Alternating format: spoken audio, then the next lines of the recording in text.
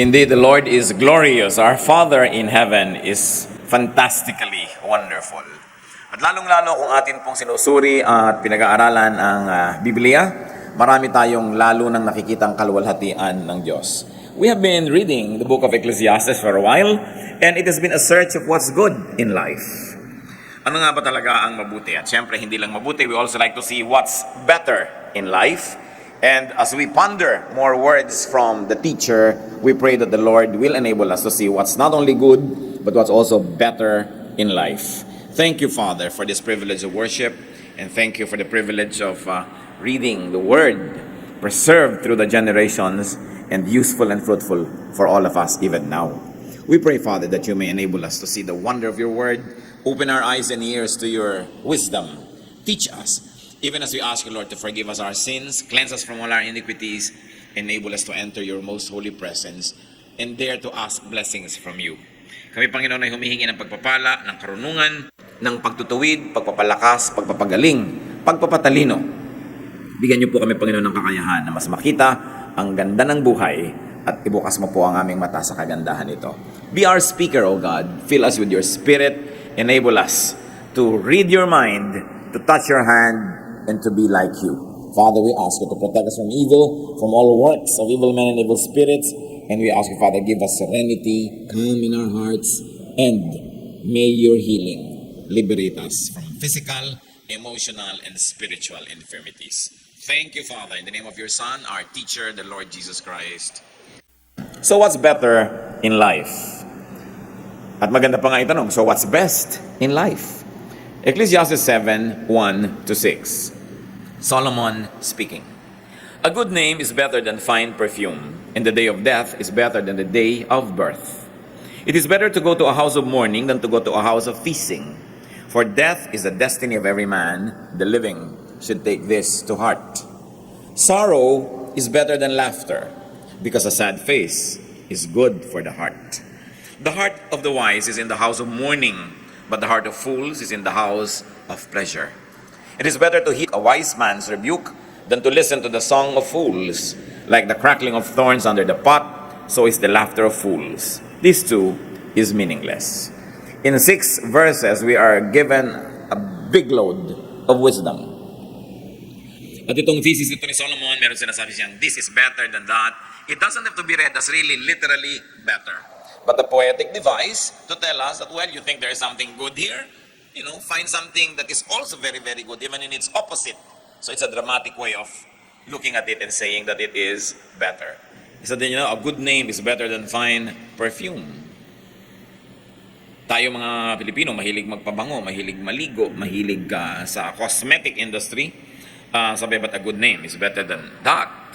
At yun daw araw ng kamatayan, mabuti pa kuminsan sa araw ng kapanganakan. Parang ito yung mga pagbaligtad sa mga dati na nating inaakala o pinaniniwalaan, hindi para talaga baligtarin ito, kundi para ipakita sa atin na maging yung kabaligtaran ng akala natin maganda, may kagandahan pa rin. Mas mainam pa daw na pumunta sa mga bahay ng pagluluksa, sa mga lamayan, sa mga namatayan, kaysa sa pumunta sa mga party. Meron daw inam at kagandahan maging ang kalungkutan kaysa sa tawanan. At yun daw matatalino ay isinasali niya sa kanyang schedule. Yung pagpunta sa mga malulungkot na mga okasyon, hindi lang gusto niya laging sumaya, tumawa o malibang. At mas masarap daw yung pagtutuwid, yung kahit pintas sa'yo ng matalino, kaysa papuri sa'yo na isang wala namang alam. Mas dapat yan pinapahalagahan dahil ang tawa daw ng mga walang alam ay para lang tunog ng mga nasusunog na siit o mga tuyong kahoy. Sandali lang yon, tapos wala na. As we have said, better did not be read as literal better, but just for contrast, for dramatic effect. So what's better in life? According to the teacher, a good reputation. A good reputation in the end, up to the end, therefore a respectable life. So that is better than what might be considered good, but destroys the reputation. Agad-agad, sumasalungat yan sa popular belief. Yung mga iba, hindi bali ng pangit na reputasyon ko, basta yumaman ako, o basta sumikat ako, o basta magtagumpay ako. Pero sinasabi ni Solomon, a good reputation is good, is better even. What else? Good dosages of sorrow. Yung tamang-tamang timpla ng lungkot daw sa buhay, maganda yan. Parang sweet and sour, sumasarap, kaysa sweet lang. No? Sorrow reminds us of our mortality. Ano ang napapala natin kung pumunta tayo sa libing, sa lamay, sa mga namamatay o naghihingalo? Nakakalungkot yon. Pero at least naaalala nating tayo man may appointment with death.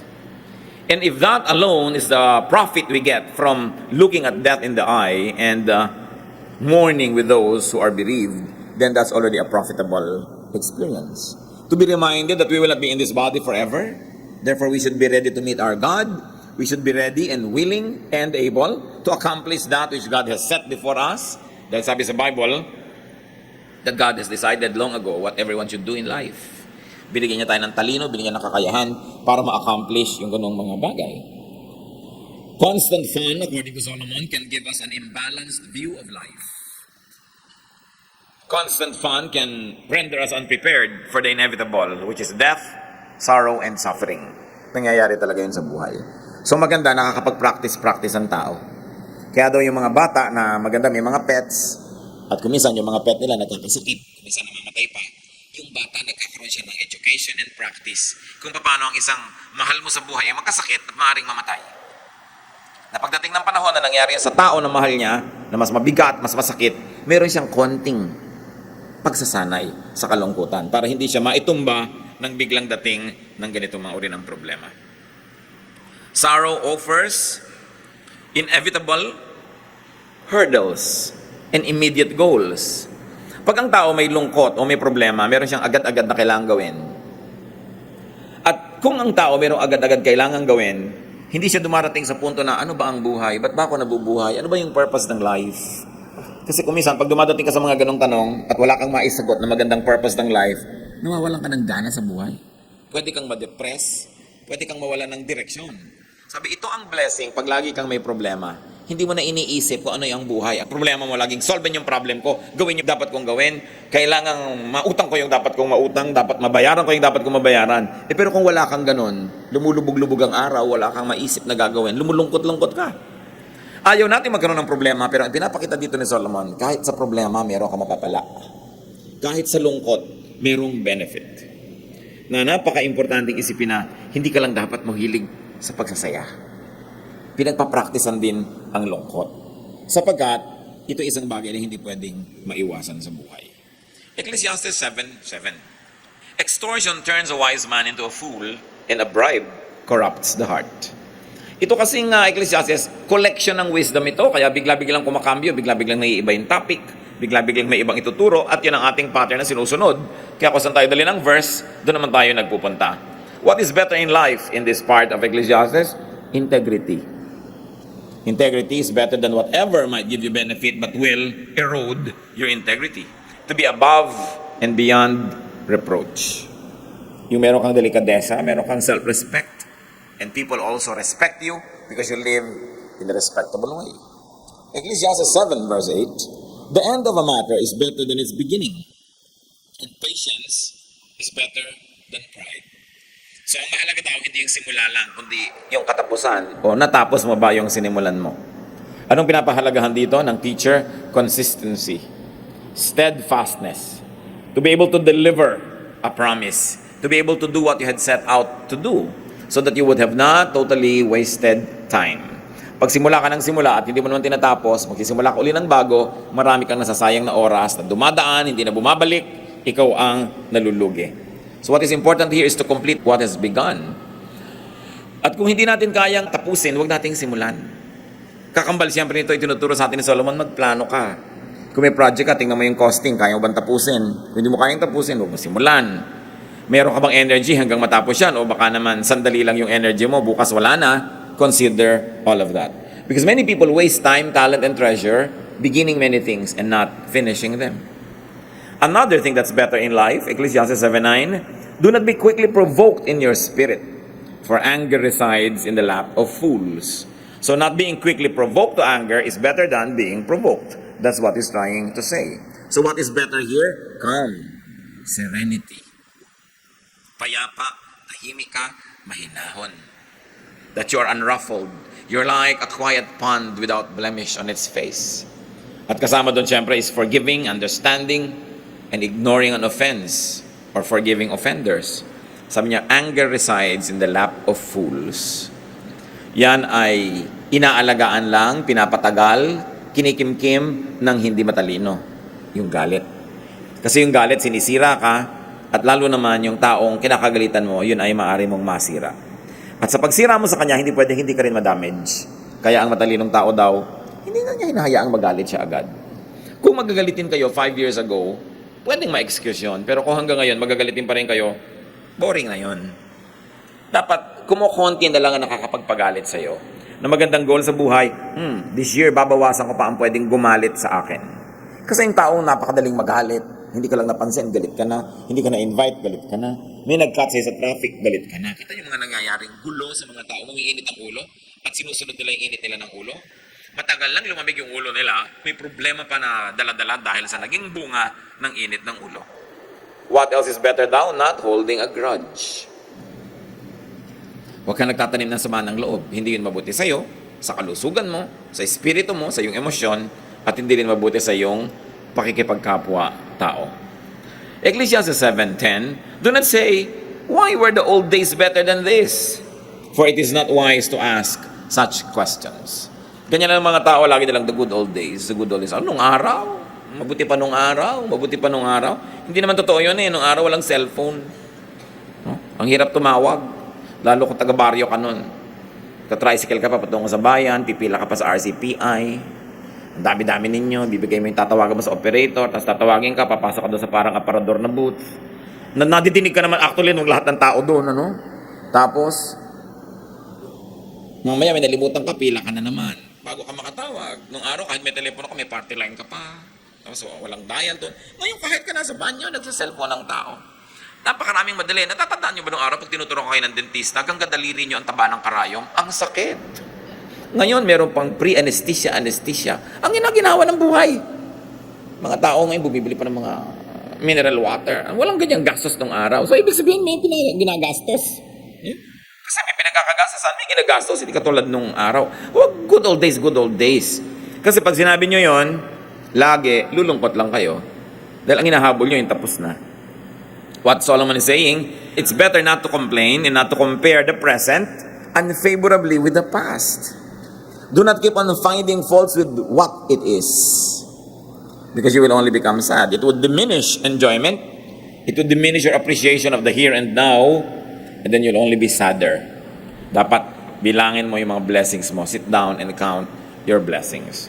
Kung kayo nung araw ay nagtatype, pag nagkamali kayo, lalo may carbon paper, 5-6 na kopya yon, i-snowpicken mo isa-isa. Pagkatapos uulit-ulitin mo.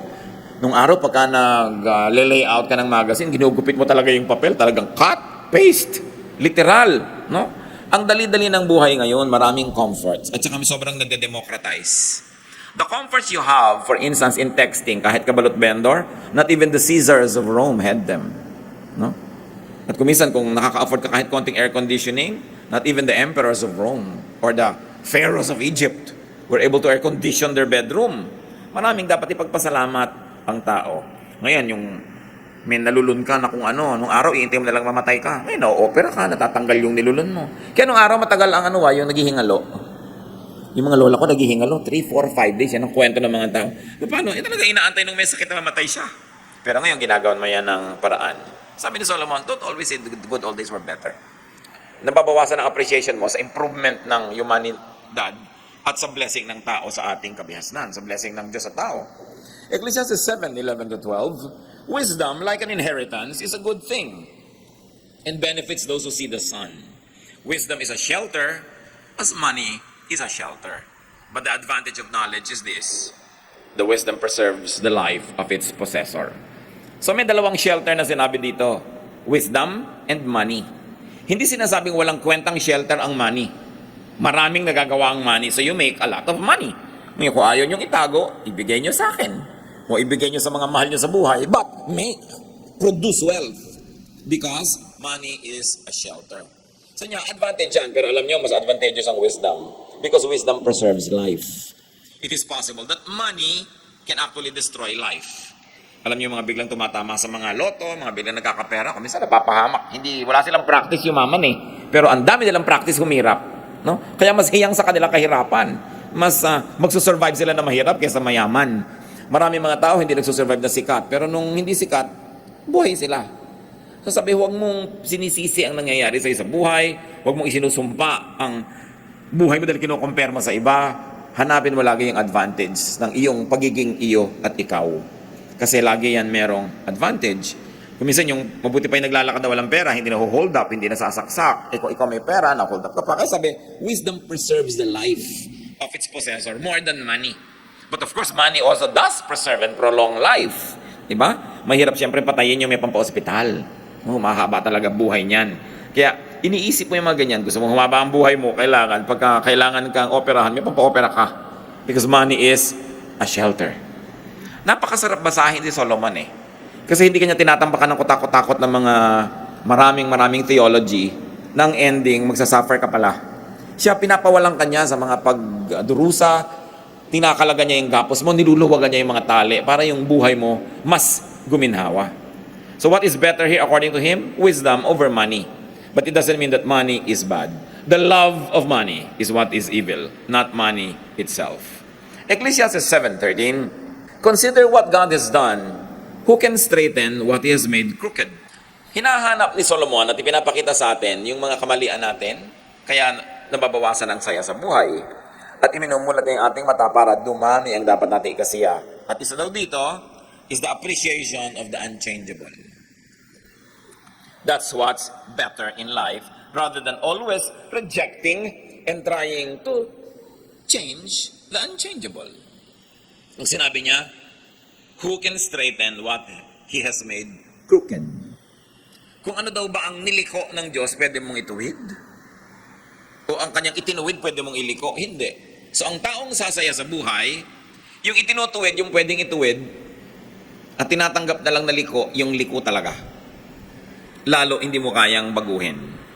Hindi mo kayang baguhin, for instance, yung aptitude ng tao, yung talent niya, yung hilig niya, talaga doon siya naka-incline. Kesa lagi kayo nagtutunggali, lagi na lang kayo na nagkakaroon ng struggle, accept. When applied to human relationships, this means to accept and even enjoy people's unchangeable traits.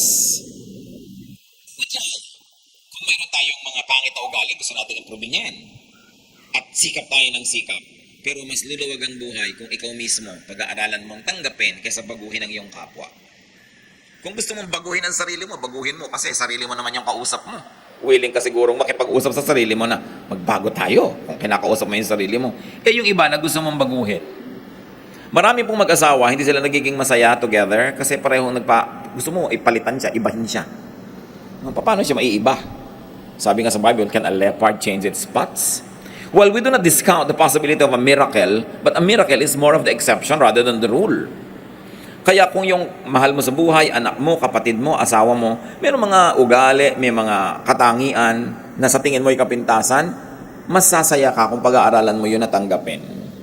Kung meron kang gustong baguhin, ang baguhin mo yung attitude mo. Kasi meron kang control doon, but you have no control over other people. Of course, if those people will also change themselves with God's help, then it becomes a lot easier. But you changing somebody else, it's going to be a struggle. Somebody will always win and somebody will always lose. And you know what losers do? They get out of your life or they kick you out of their life kasi they always lose. Kaya kung gusto nyong matagal na magkasama ng mga minamahal mo sa buhay, yung walang patakarang pagtanggap, mahalagang pag-aralan. Kasi sabi ni Solomon, consider what God has done. Ibig sabihin, Diyos ang lumikha sa tao eh. So pati yung ayaw mo sa Kanya, ang totoo nun, nasa design niya yon o nasa inclination niya yon. Kung yun ay hindi talaga maganda, dapat pagsikapan niya. Pero ikaw, kahit anong gawin mo, hindi mo siya mababago. Magkakaroon lang kayo ng hidwaan. So a powerful source of happiness here is not having people the way you want them, but a good attitude.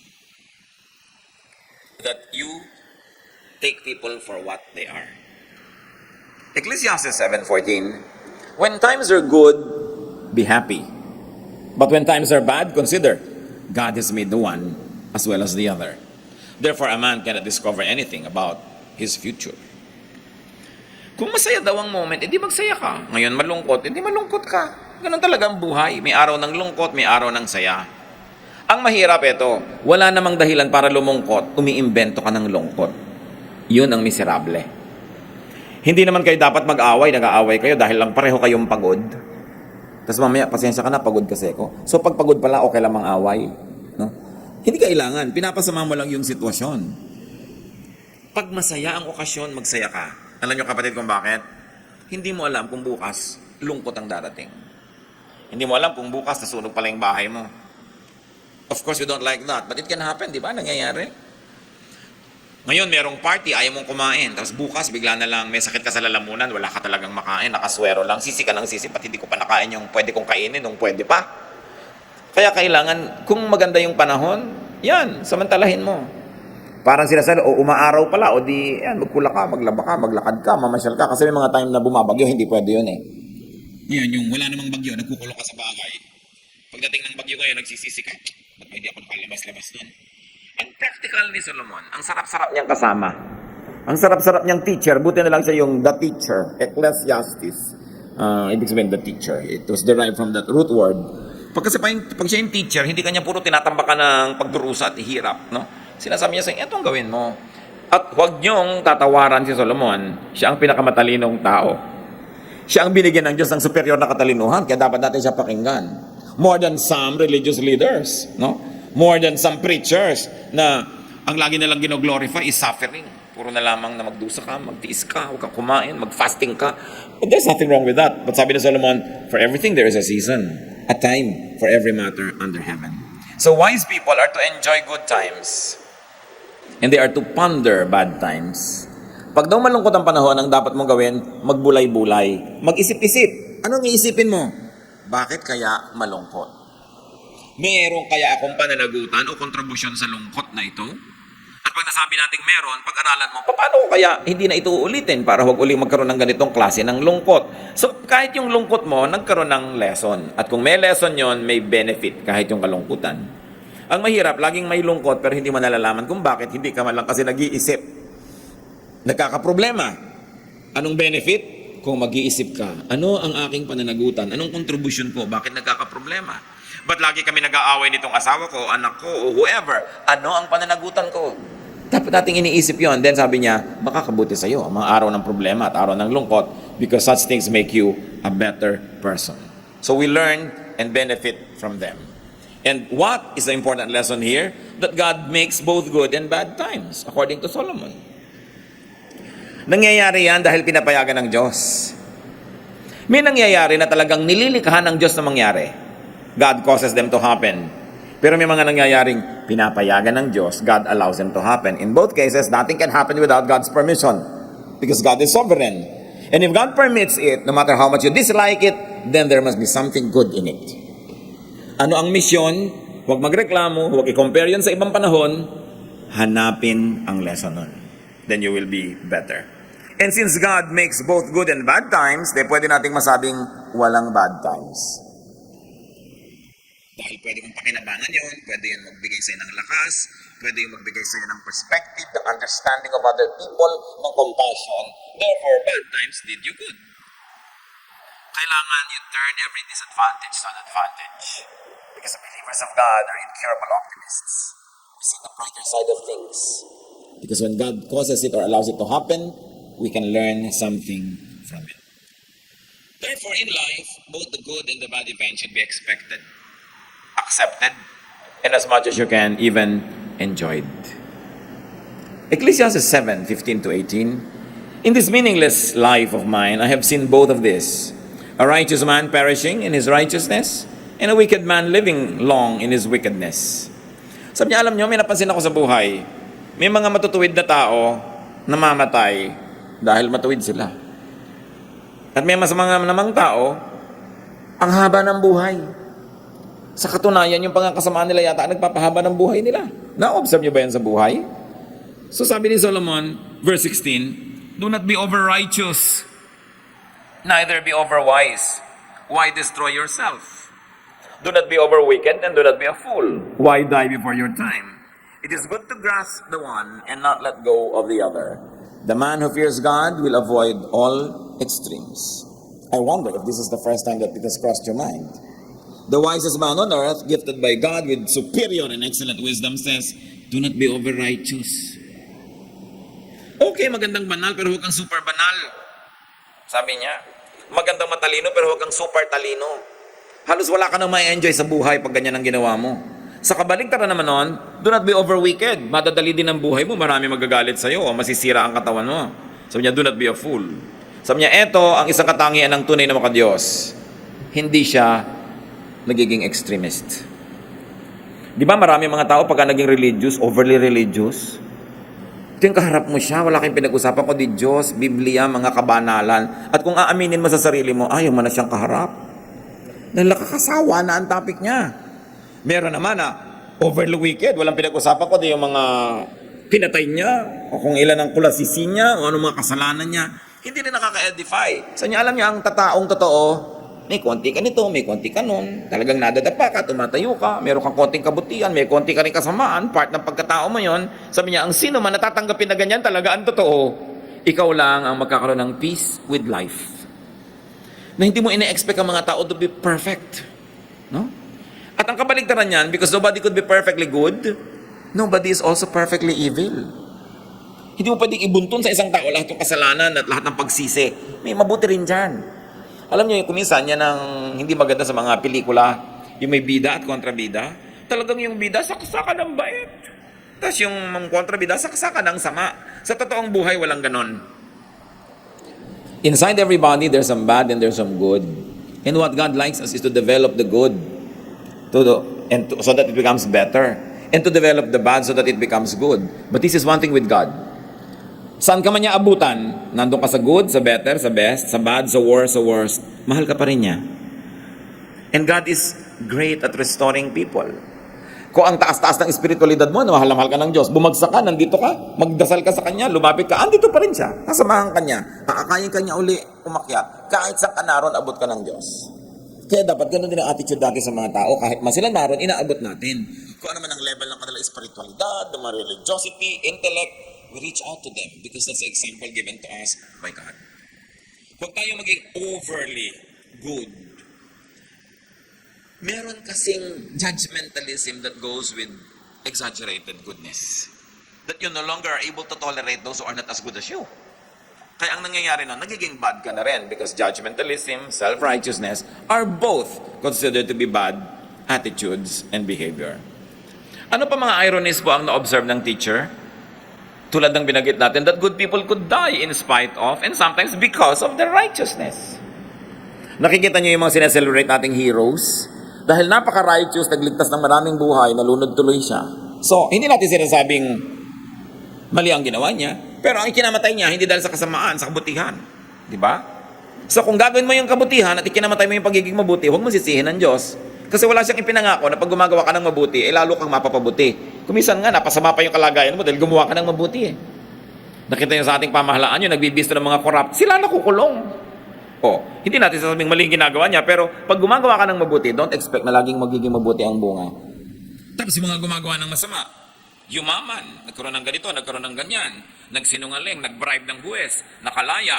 Sabi, hindi lahat ng gumagawa rin ng mali, napaparusahan. Ano ang ibig sabihin dito ni Solomon? Huwag niyong hanapin ang hustisya ng Diyos na makita niyo buong buo dito sa buhay na ito, this side of eternity. That's why the Bible is full of teachings about God's justice, especially in eternity. That God keeps account of what everyone does. So that if human justice fails, there is divine justice that will never fail. Tatandaan natin na nung nilikha ng Diyos ang tao, ibinigay niya kay Adan at kay Eva ang management of creation. So dapat ang creation, ang mga creatures, ang mga hayop, ang kalikasan, at maging ang mga kapwa-tao, dapat i-manage mo mabuti the way God would manage if He was the manager Himself. Pero dahil lumayo ang tao sa kabutihan, kaluwalhatian ng Diyos, kaya maraming imperfections, maraming injustices. Hindi yun kasalanan ng Diyos, pero ang alam natin, itutuwid yun ng Diyos. Kung hindi man yan, maituwid lahat is part of life in the next. At yan ang pinanghahawakan natin na katarungan ng Diyos. Kaya ang ganda ng Tagalog sa gobyerno, pamahalaan. Alam niyo yung root word ng pamamahalaan is pamamahala or pagiging bahala. At pinaniniwalaan ng maraming scholar na ito yung nagmumula yung bahala sa word na bathala. So ano yung pamahalaan? Yun ang pag-manage ng kalikasan, ng kapwa-tao, ng lakas, ng kayamanan, the way bathala himself would if he was governing. Kaya ang linis ng word pamahalaan, which is pamathalaan, pamamahala, hindi lang basta gobyerno, which is of course a Spanish word. Ang ganda ng pinagmumulan that governance must come from divine will and must be under and put under divine control. Ngayon may corruption kasi hindi yun ang ginagawa ng mga tao. So sa biglang tingin, parang yung mga unrighteous are rewarded. Okay, magulat, nangyayari talaga yun sa mundo. Pero sabi, hindi naman lagi magiging ganyan. You will see all over the Bible that the justice of the Lord will never fail. That it will prevail. What's important is, when you face your divine God and judge, that you will pass the test. Totoo naman bad people can enjoy long lives. May kasabihan nga tayo, masamang damo, mahaba ang buhay. Totoo naman yung masamang damo, binubunot mo na, buhay na naman bukas. Bakit yung gulay, matapakan mo lang, patay? Ibig sabihin, pati ang kabutihan sa ating kapwa, dapat nating alagaan. Halimbawa, merong mabuting tao, huwag mo siyang pagsamantalahan. Kasi baka yung kabutihan niya, mapatay mo, madala siya, maging masama na rin siya. Ang daming ganun mabuti pero nadala, sumamatuloy. Therefore, dapat inaalagaan natin yung mabuti. Kasi yung mabuti, sensitive. Madali siyang mag-perish dito sa present world na wicked.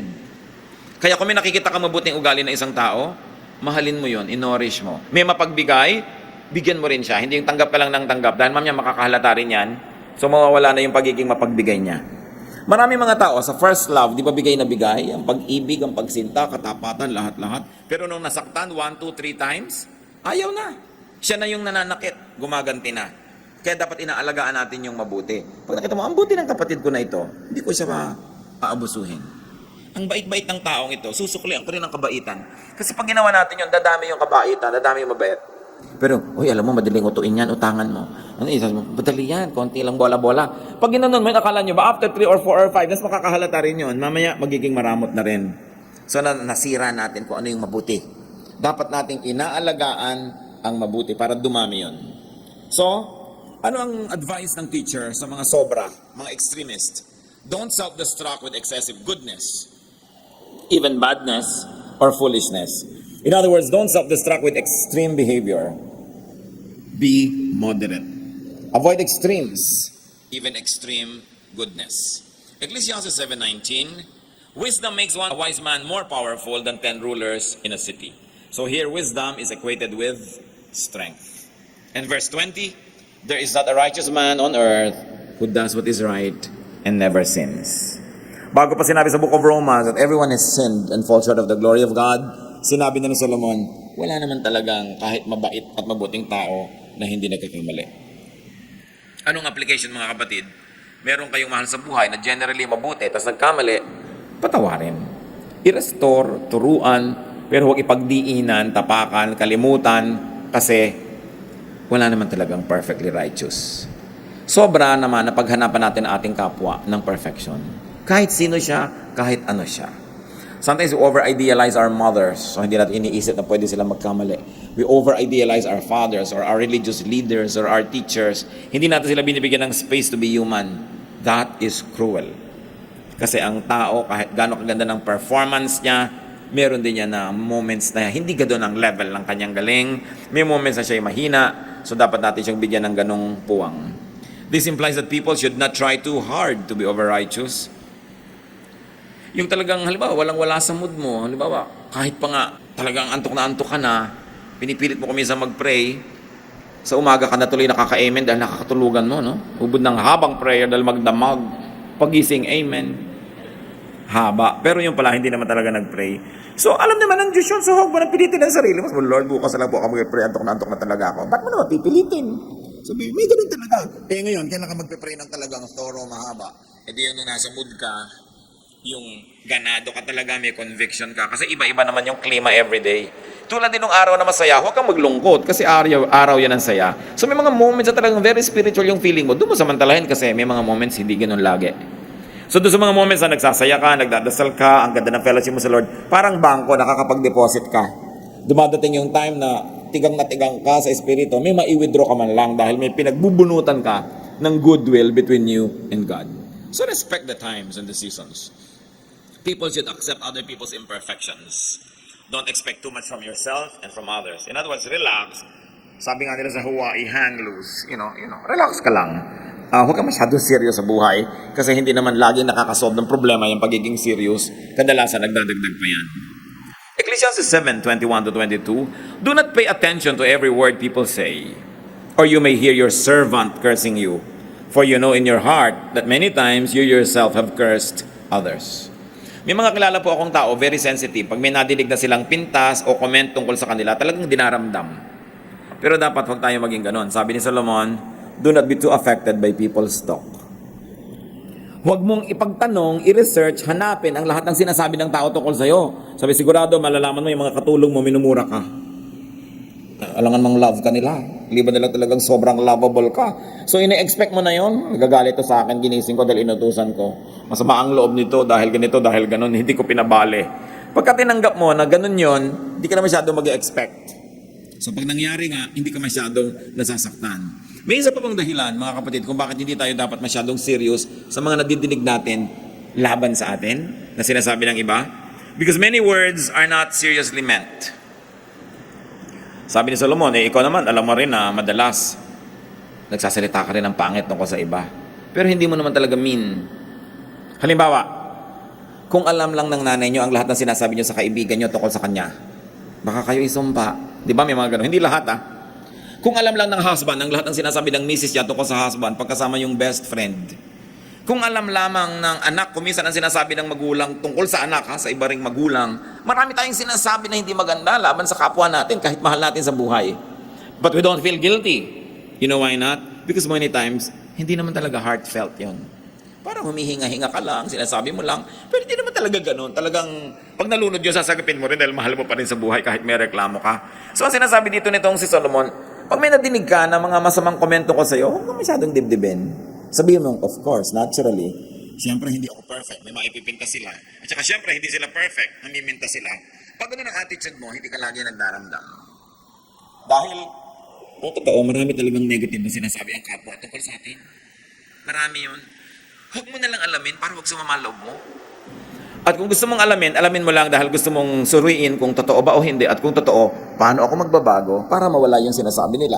Dahil in-improve ko yung ugali ko. Then again, it becomes beneficial. Sa simula lang masakit, pero meron kang napapala pagkatapos. Many words are not really seriously meant. And we know that because many times you also talk senselessly. No? Nagsasalita tayo ng mga, kuminsan masakit pala pagka nadinig ng iba, pero hindi naman natin talaga mean. Of course, the good thing is to always control our tongue. But you know, na yung tongue, mas madali mo pang kontrolin kuminsan ng hito, no? Na nagpupumiglas. Kahit pukpukin mo yung dalag, buhay pa rin, mahirap pa hulihin at habulin pag nakatalon, mas malala yung dila doon. So, isang binibigay dito sa atin sa Solomon na kapayapaan is, tanggapin mo na rin na talaga madaldal ka. Yung talaga kuminsan, yung katinang dila, masarap kamutin, no? Yung masarap magchismis. Kasi kung lagi kang, masama ang ginagawa ko, pero lagi mo lang ginagawa, nahahati ka masyado, naguguluhan ka. Pero pag sabi mo, it's part of my imperfection. I will do my best, by God's grace. Pero kung sakaling nangyari na uli, ayan na naman ako, may human nature. Hindi tayo tinuturoan ni Solomon na maging pabaya sa high moral standards. Hindi niya tayo tinuturoan na maging konsentidor sa mga sarili nating pagkakamali. Ang itinuturo lang niya sa atin, tao ka, tanggapin mo na tao ka. Tinatanggap ka ng Diyos na tao ka. Pero hindi ibig sabihin, kinukonsinti ng Diyos na laging ganyan ka na lang. Mag-improve ka. Pero kung hindi ka pa nag-i-improve, keep improving. Pero be at peace with yourself. It also follows that you must be at peace with others. And where is peace premised? Acceptance of what is true about you and what is true about others. And the moment you accept what is ugly but truthful about yourself, the more you will love God because God loves you in spite of. And the more you will appreciate God because God never gives up on us. Pero wag ka na lagi nakikipagtunggali sa sarili. Yung pagmamahal at pagtanggap sa sarili is also an act of godliness. Why? Because God created you. Kuminsan nakala mo kapintasan yun, pero sa tingin ng Diyos hindi pala. Kailangan mahanap mo kung ano yung strength ng what you might perceive to be a weakness. Verses 23 to 25. All this I tested by wisdom, and I said, I am determined to be wise, but this was beyond me. Whatever wisdom may be, it is far off and most profound. Who can discover it? So I turned my mind to understand, to investigate and search out wisdom in the scheme of things, and to understand the stupidity of wickedness and the madness of folly. So the teacher tried to study and make sense of life. Did he find any sense? Verses 26 to 29. So I find more bitter than death the woman who is a snare, whose heart is a trap, and whose hands are chains. Yung mga nagbabasa nito, lalo yung Sexist naman ni Solomon. The man who pleases God will escape her, but the sinner she will ensnare. Look, says the teacher, this is what I have discovered. Adding one thing to another to discover the scheme of things. While I was still searching but not finding, I found one upright man among 1,000, but not one upright woman among them all. This only have I found. God made mankind upright, but men have gone in search of many schemes. Maraming mga babaeng naguguluhan dito, at mga lalaki rin naman. But sinabi ni Solomon, first of all, read this as it is. Do not fault Solomon or apologize for him. He is a product of his time. No? May mga context talaga ang paningin nila nun sa mga gender. But, I have a suggestion on how to read bad woman. Sabi niya, ang pinakamalalang mangyari ay yung meron ka maengkwentrong bad woman. Sabi niya, yung bad woman, wala kang pag-asa. Pagka yan ang dumating sa iyong buhay. Sabi niya, talo ka, sira ka. I propose it to be read this way. That Solomon being a man, for him a man means one's strength. But for him, a woman is probably one's weakness. Weakness si Solomon, women eh. Alam niyo naman yun, di ba? Na libo-libo yung mga asawa niya. Dami-dami talaga. Yun ang weakness niya. At sinasabi ng maraming mga propeta ng kanyang panahon, naging dahilan ng pagbaba ng kanyang status with God. So pag sinasabi niya, yung woman, ang curse sa buhay, yan ang problema. He could mean that one's weakness is a trap. Like a woman is a trap to a man whose weakness is a woman. That one's weakness, whatever that is, a man, a woman, a child, vice, drugs, one's weakness is a trap. And one's weakness must be avoided and would be avoided only by strict obedience to God. May weakness kasi Solomon, women. In matters not concerned with man's weakness, there is a possibility of goodness, of success, and godliness. But it is impossible to be good when one submits to his weaknesses.